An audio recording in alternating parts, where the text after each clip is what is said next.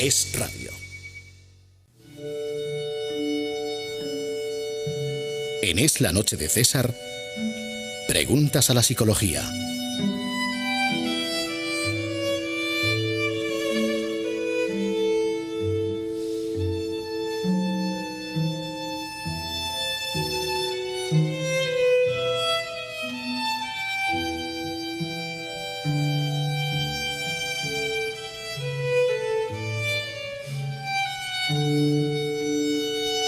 Ya estamos de regreso, hoy es jueves, tenemos a nuestra psicóloga de guardia y vamos a seguir hablando de algunos de los temas que empezábamos a comentar la semana pasada, cuando hablábamos del impacto que tenía la crisis, no solo social y económico, sino también psicológico en muchas personas.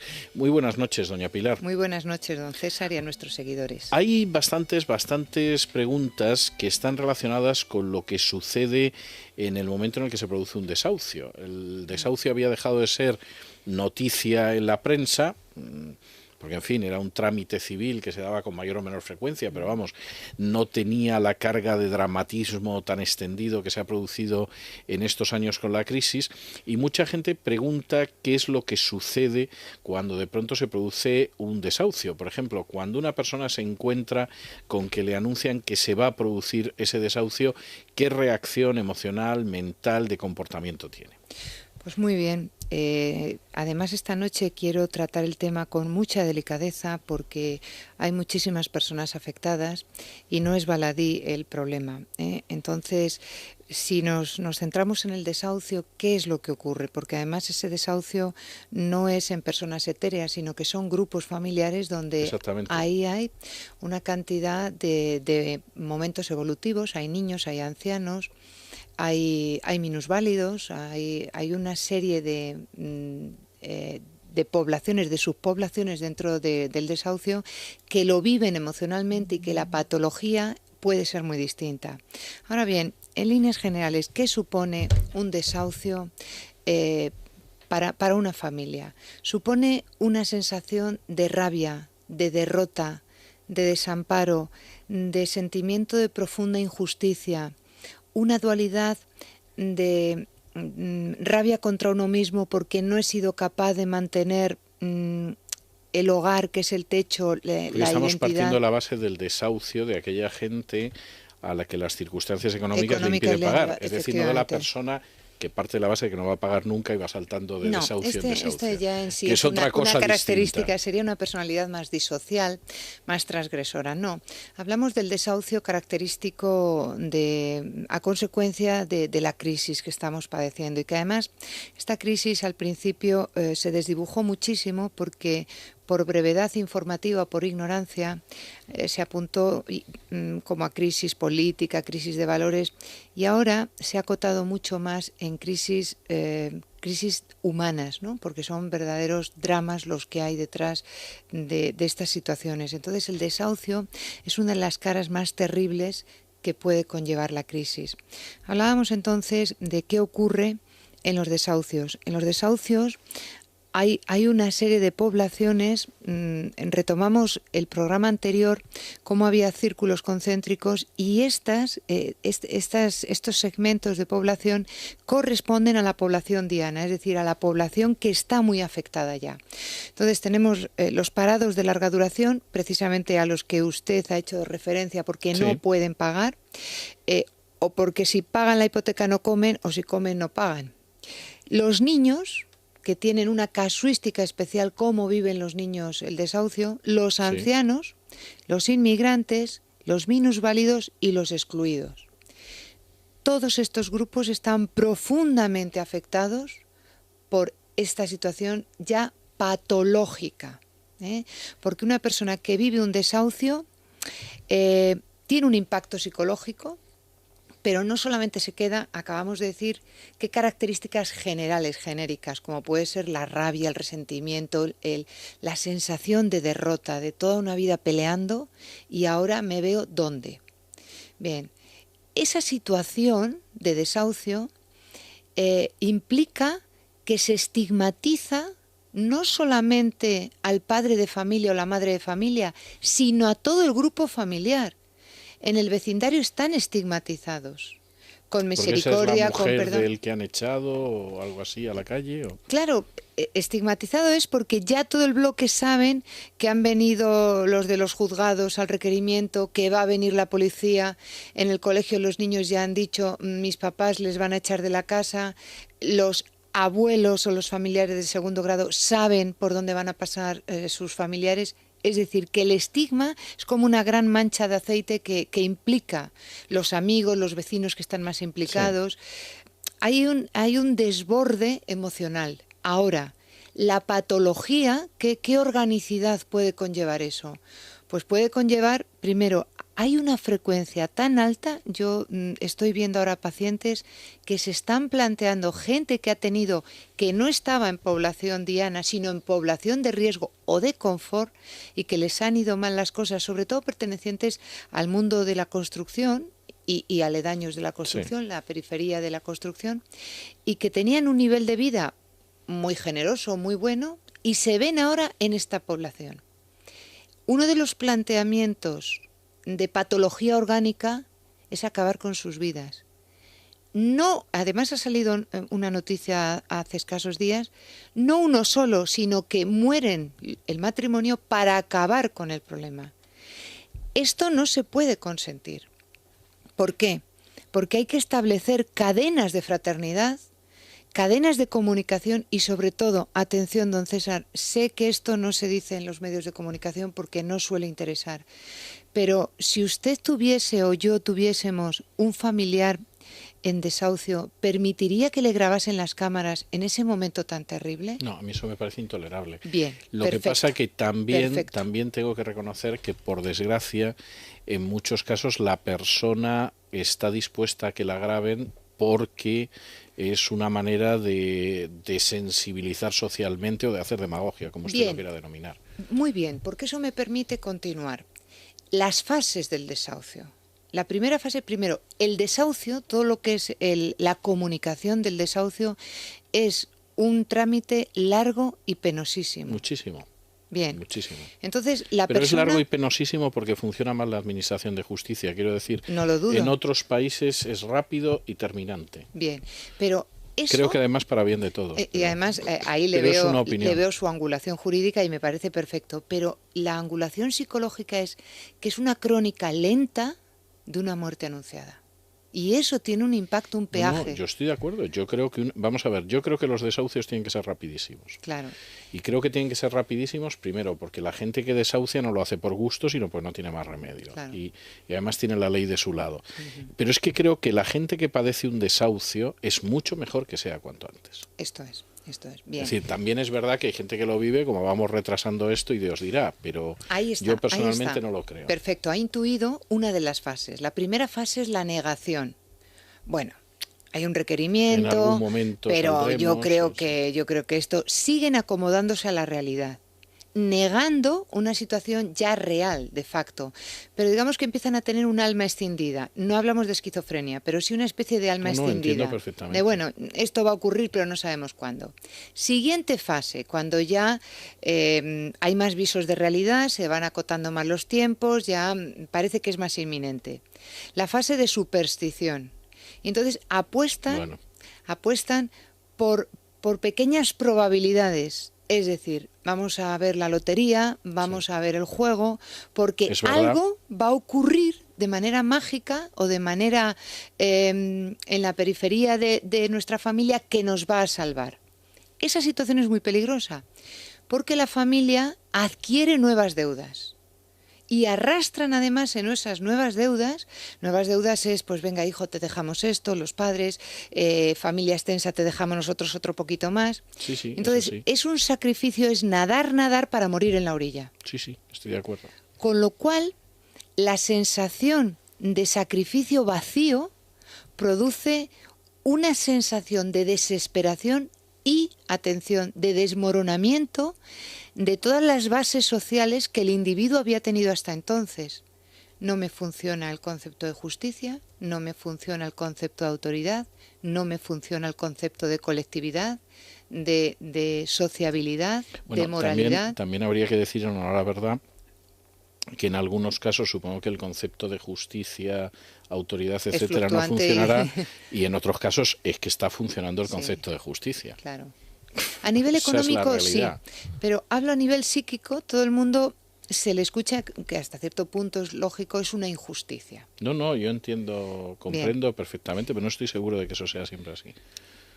Entiendo que en determinados casos, pues el desahucio es que es pertinente porque, bueno, la En mala algunos casos cabeza y está unos casos de... justificadísimo y en otros, pues seguramente la situación es distinta, ¿no? Que además eso es cierto porque la irracionalidad en la toma de decisiones que hemos vivido en la época que esto estaba inflado, pues ha llevado a mucha gente a vivir de una manera desordenada y desorganizada. Eso además. Con lo cual, ahora se pagan unas consecuencias con un peaje, porque pueden pagar un peaje altísimo estas personas, pero ¿qué ocurre cuando hay niños y cuando hay ancianos y cuando hay jóvenes? Los niños tienen una fuerte sensación de desconfianza en las figuras de autoridad. Es decir, mi padre no ha sido capaz, estoy hablando de territorio Freud, Sí, no sí. ha sido capaz de amparar, no ha sido capaz de cuidar, porque la casa, ¿qué es? Un baluarte, es un pilar, es una placenta donde el grupo familiar está protegido. Entonces el niño se ve con unos fuertes cambios. ¿Cambios de qué? Cambios de un hogar que no va a saber a dónde va, que en muchas ocasiones es en habitaciones compartidas con otra familia. Cambios de colegio, cambios de sus juegos, de sus socios, de ya no hay tantas golosinas, la comida ha cambiado. Los niños, ¿qué ocurre?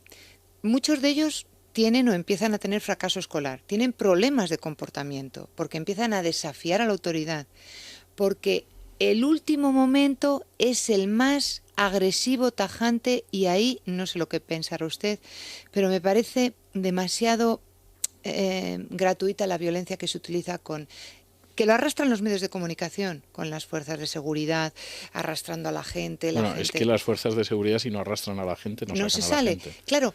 Pero, esa es la triste realidad, bien, ¿no? pero ¿qué ocurre dentro de la psique de esas personas? Y sobre todo cuando hay niños observando esto, o cuando hay minusválidos, o cuando hay ancianos. Es una doble situación, además de la minusvalía que acarrea la ancianidad, o ser un inmigrante no es minusválido, pero desde luego el minusválido en sí, sí. Entonces, tienen la sensación de ser desalojados. No, son desalojados. No cabe la pero menor desalojados por la fuerza. Entonces, duda. Es que si no, no los desalojan. Bien. O sea, yo comprendo lo que usted me dice y a nivel emocional, reconozco que es tremendo, pero yo he visto desahucios y si realmente no la ley finalmente no utiliza el monopolio de la violencia que tiene, no los desaloja. Pero yo desde luego me agarraría a los dinteles de la puerta, ¿no? Porque es como agarrarte a tu identidad. El hogar es la identidad. Pues yo no estoy muy seguro de que eso sea tan sano, fíjese.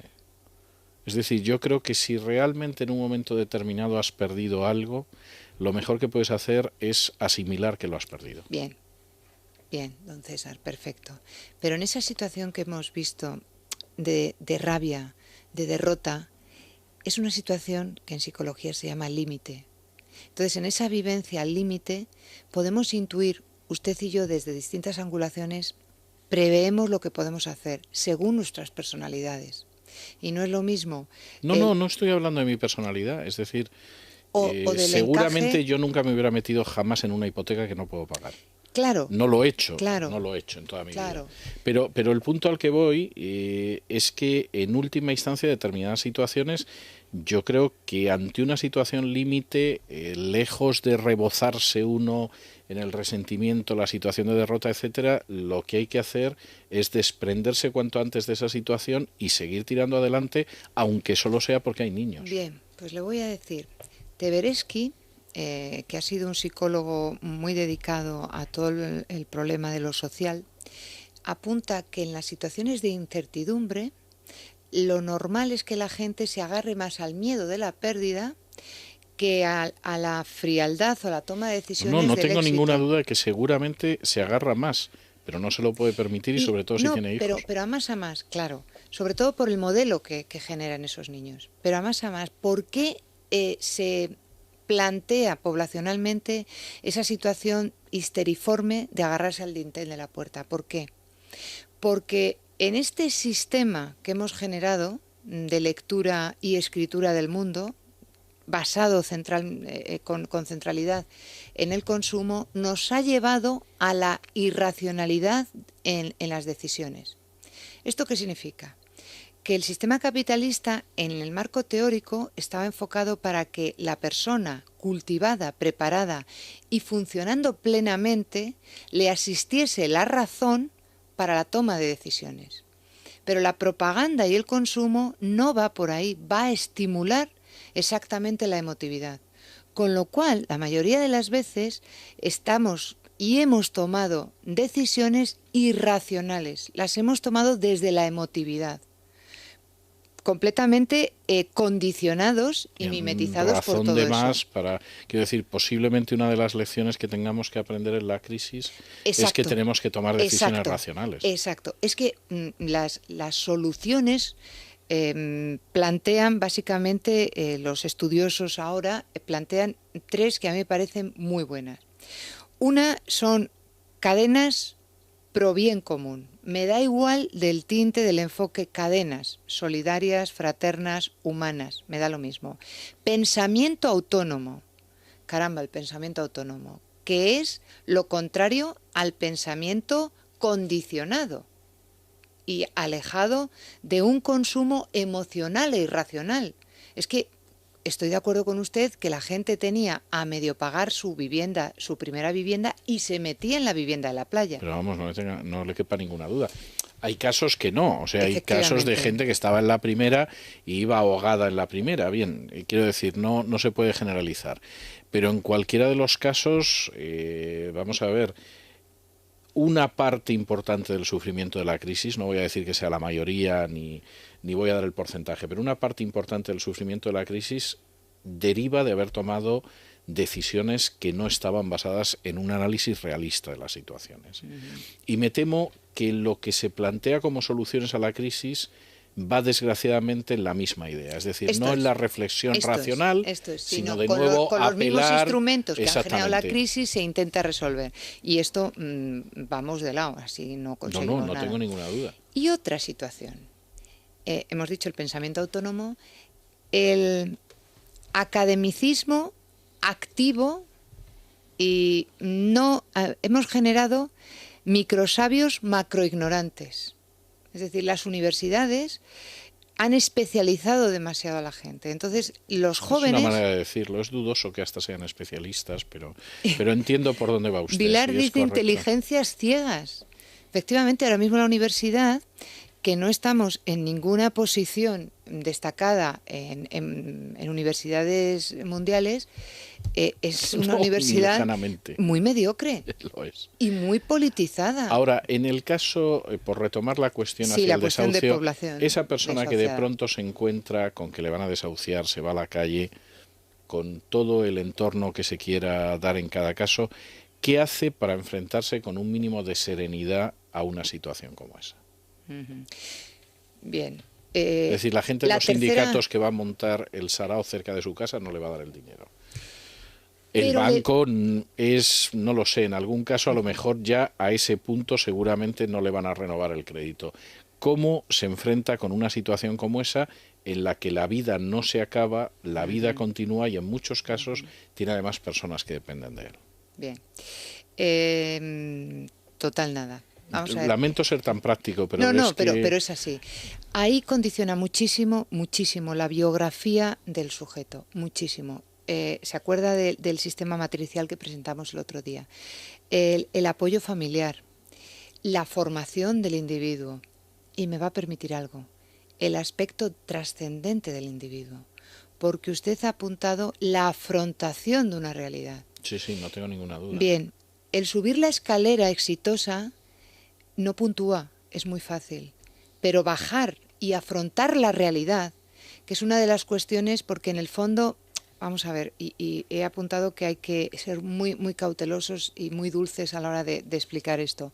Lo fácil es coger una pistola y acabar con la vida. Bueno, es una salida rápida, no cabe duda. Bien, Pero no es así. Como usted dice, hay que afrontar y decir, a lo mejor resulta que en esta segunda vuelta me tengo que sobreponer y mi vida cobra más sentido, bastante más sentido que la que tenía. Bueno, y yo no sé si cobra más sentido, lo que sí sé es que hay que seguir adelante. Vamos a ver. O sea, yo comprendo que la crisis actual es muy grave, que hay gente que está perdiendo sus hogares, que hay millones de personas que han perdido el empleo. Pero claro, esto sucede en un país que ha tenido un siglo XX aciago en el que conoció varios cambios de régimen, violencia callejera sin par, una guerra civil y una dictadura. Y es verdad que hubo gente que seguramente se levantó la tapa de los sesos. ¿Y todo eso, y me está hablando gente... de qué? ¿De raciocinio o de emotividad? No, es en realidad casi me parece indiferente. Yo lo que sé es que en un momento determinado hubo una serie de generaciones de españoles que tuvieron que seguir adelante pues no tenían más remedio. La cuestión es si en estos momentos la gente piensa que no hay más remedio que seguir adelante o por el contrario está viviendo esto como si fuera la batalla de Armagedón y el fin del mundo. Va más por el pensamiento mágico de que esto es el final. Pues fíjese, don César, me viene al pelo lo que me dice. Ancianos. Los ancianos, muchos de ellos han sido ancianos, estamos en el intervalo 65-85, sí.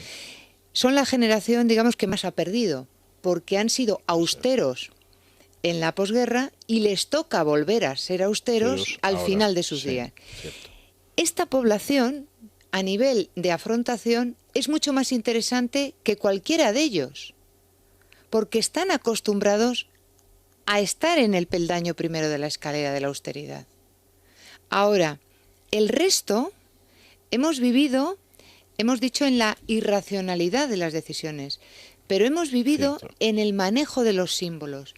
¿Qué significa el manejo de los símbolos? Que habla perfectamente David Cheney. Dice, el símbolo es que ha estado manejado y por encima de lo tangible, igual a realidad. ¿Qué ha ocurrido? Que antes la lucha de clases que hablaba Marx y que hablaba de la producción, ahora el estilo de vida y la lucha de clases es tanto consumes, tanto tienes. Bien, nuevamente tenemos una trilogía de clases. La clase de confort maneja símbolos extravagantes, por ejemplo un Ferrari, por ejemplo grandes marcas, pero también es tangible porque tiene el dinero, hay efectivo detrás. La clase media somos los que hemos vivido en la burbuja, porque hemos vivido en función de una simbología, pero no estaba lo tangible. Nos comprábamos el Ferrari, pero no había detrás. Cuando digo Ferrari digo, me da igual. Bien. Sí. Y luego estaba la parte de la clase baja, que evidentemente la crisis donde más se ceba es con ellos, que no han manejado ni la simbología ni lo tangible. Y que al no manejar eso se vuelven altamente emotivos y violentos porque dicen, nosotros queremos también entrar en la pomada del símbolo. Pero es que además de eso, de la irracionalidad de las decisiones, de esa simbología que es absolutamente una entelequia, es decir, nos hemos situado en la fantasía. Hemos dicho que en las decisiones irracionales estamos en la emotividad.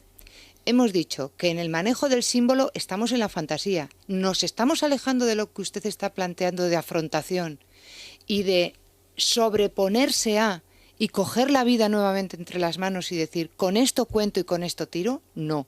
Bueno, pues yo creo que no hay otra salida. Claro, pero para eso hay que hacer reestructuraciones y, como usted dice, y estoy completamente de acuerdo, no se pueden tomar medidas de soluciones porque los costes son para el Estado, pero los beneficios son para los bancos. No, los costes que van a ser para el Estado, los costes en buena medida son para la gente que contribuye que el Estado a eso. Contribuimos Exactamente, es entonces, decir... ¿qué ha ocurrido a nivel económico y de costes sanitarios? El 25% de demandas en salud mental, de ansiolíticos, de antidepresivos, esto tiene un coste. Evidentemente, hay una mayor cantidad de gente de aquí y de las otras esferas solicitando encajar un sistema de vida que estaban viviendo como Alicia en el País de las Maravillas, tenían el pensamiento Alicia. Pues tendrán que cambiar el pensamiento. Alicia. Exacto. ¿Y cómo se cambia? El otro día apuntábamos el valor pedagógico de la austeridad. A lo mejor resulta, esto no es demagogia, don César, pero es algo que he reflexionado estos días. ¿Cuánto cuestan, Dios mío, el encendido de luces de la Navidad? Una pasta. ¿Podríamos con ese dinero hacer algo más interesante? Seguramente, pero lo de encendido de luces es el chocolate del loro comparado con otras Bien, cosas. Pero y por otro lado, yo creo que además hay una mentalidad individual. Es decir, vamos a ver, yo que soy un encarnizado combatiente contra los derroches de la administración a diario, sin embargo, al mismo tiempo no puedo negar que hay una mentalidad individual que se ha contagiado de esa visión. Y que esa mentalidad tiene que volver al realismo, porque si no vuelve al realismo le espera muchísimo sufrimiento. Vamos a ver, cuando alguien tiene una desorganización de la realidad, estamos hablando de una patología psiquiátrica. Pues vivimos Bien, en una sociedad pues patológica. Globalmente, las personas están enfermas porque viven en una sociedad enferma. Y además... Fíjese que yo pienso lo contrario, que como las personas están enfermas, la sociedad está enferma. Bueno, son dos caras de la misma moneda. Bien. Sí, se podría ahí argumentar mucho de la causalidad. Pero lo cierto es que tenemos que meter la tijera para que esto empiece a cambiar. Y a mí me parece, esto ya es un trasfondo más de corte espiritual, reflexivo, que las crisis siempre son oportunidades para reajustar. No tengo la menor duda. Para reajustar. No tengo la menor duda. Y estoy convencido de que o se aprende esa lección con esta crisis o nos esperan, pero épocas muy siniestras. Seguiremos hablando de ello, pero serán otras semanas, doña Pilar. Pues nos hemos pasado mucho del tiempo. Muchas gracias, muy buenas noches. Hacemos una pausa y regresamos con nuestra tertulia de análisis político.